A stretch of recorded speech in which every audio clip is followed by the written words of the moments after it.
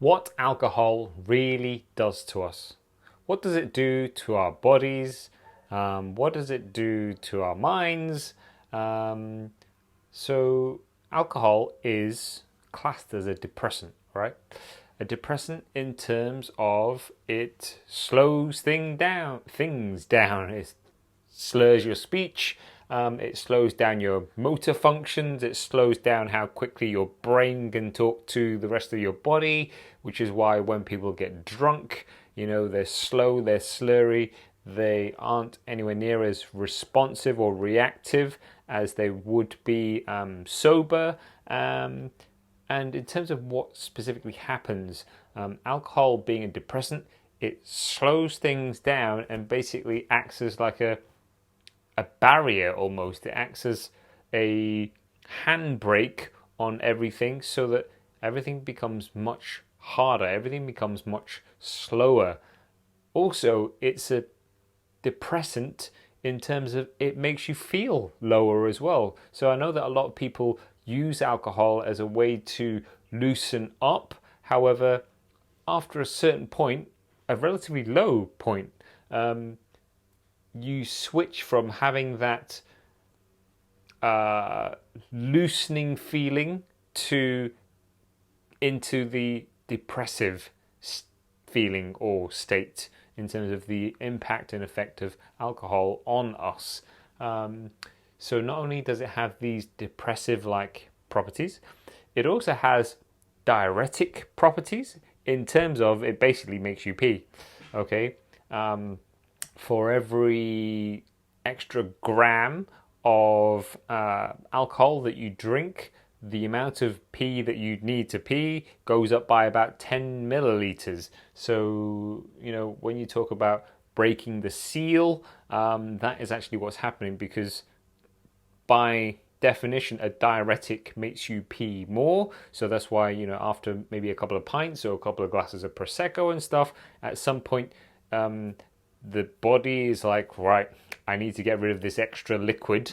And away you go. Once you start, you can't stop because you've broken the seal. So it slows things down. It makes you feel low at certain levels or certain amounts.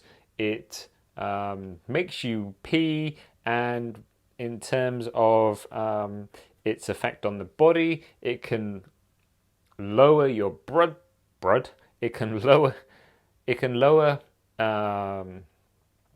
your inhibitions, yes, but it can also have a detrimental effect on the whole body in terms of your heart, because your heart's having to work much harder. Your organs are having to work much harder because it's technically a toxin that you're introducing into the body, that your organs, such as your liver, are then going to have to work twice as hard to try and break down so that it can get rid of it out of your body, right?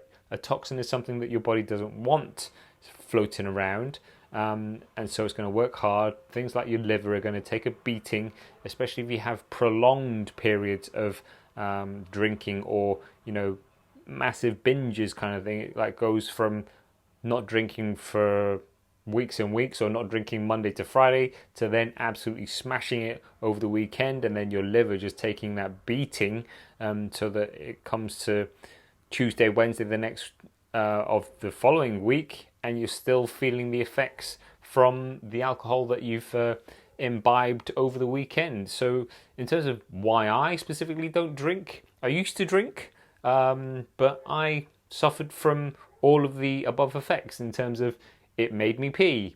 It was very inflammatory for me in my body. I also suffered not so much from the headaches and the hangovers, but more so the inflammatory effects in terms of on my skin. And yes, you felt rubbish as well for a few days afterwards, and therefore my training would be impaired. And like, I've done the drinking, I've done the hard drinking, social drinking, all types of drinking, and maybe it's just a sign of me getting older, but I just don't enjoy it anymore. The last thing I want to do is do something that is going to make me ultimately feel worse in the next couple of days. Why pay for that when I could spend that money on other things that will make me feel better? So that's personally why I don't drink anymore. I did go through a stage of drinking in my corporate days, but those days are now long gone. I will have the celebratory occasional drink, but otherwise I don't have need for it. I don't have need for it. Like, the culture in this country, I have to be careful what I say here, but the culture in this country is a massive drinking culture in terms of people use this depressant to forget about a lot of things, and we are the right side of the 4th of July, which is when all the pubs and restaurants are meant to be opening up again, and I'm holding my breath as to just how much carnage there's potentially going to be from people feeling like they have been unleashed on all these pubs that have been crying out for their trade, in terms of how a little bit scary it's going to be in terms of all these people suddenly being able to go out drinking again and meant to be socially distancing, whether it's 2 meters or 1. How is that going to work after a few pints and you don't remember what 6 inches looks like, let alone like a whole meter or 2 meters? Thinking back to when I used to drink, when I got to the point where I was like happy drunk, the first thing I wanted to do was just hug everyone. So how is that going to work with people getting drunk, being encouraged to go out to the pubs all together? No doubt it'll be a really sunny weekend, and it's just going to be carnage out there. But in terms of coming back to what alcohol does to our body, for me, it does me no good. For everyone, it has the diuretic effect. It has a negative effect on your whole health, really, especially if you look at consistent and drinking too many units. I mean, how many units are you actually drinking? Do most people actually know how much they're drinking? The answer is probably no. It probably comes down to more how many pints I've had, or how many glasses of Prosecco, or how many gin and tonics I've had, as opposed to how many actual units. Like, there are set guidelines there as to how many units you should be having. I hate using the word should, but they are just guidelines. But long-term effects of alcohol have been proven to be linked to so many kind of issues in terms of coronary heart disease and all sorts of other issues that come up as a direct result of drinking too much or drinking too often. So it is a worry, but in terms of what you can do about it, there's a lot of help out there. So yeah, it comes down to whether you value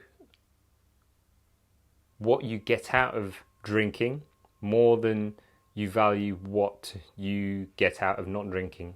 And maybe that day will come when you decide that you don't want to drink, or maybe that day will come when you decide you do actually want to drink. But it's totally a personal preference. But I just wanted to highlight the main effects of what alcohol does to us and why I don't drink anymore.